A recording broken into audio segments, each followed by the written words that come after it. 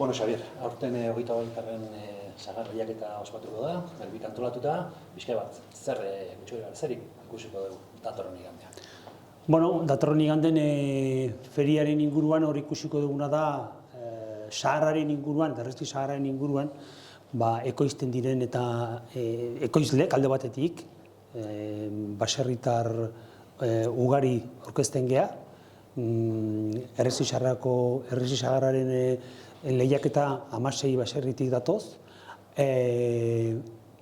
Membrillo edo Goxoaren inguruan 11, eta gero bestelako azoka, guztira azoka egingo dugu 14 lagunak. Nik uste dut herri txiki batentzako erronka polite dela, kontutan izan da, aurten gainera izango dugula aurtengo urtetan baino jende gehiago, parte hartzaile gehiago. Eta hori pozgarria da, noski.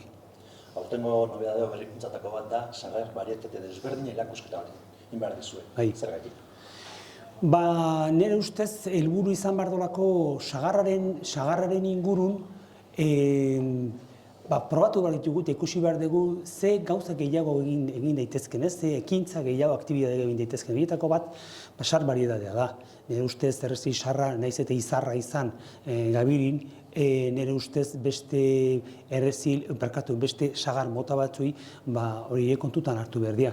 Eta nire ustez oso aukera polite da, datorren iganden, sarre ezberdin, mota ezberdin jorin, pixka bat erakusteko eta Aitorrek emango ditu bere azalpenak eta nire ustez oso interesgarri izango da.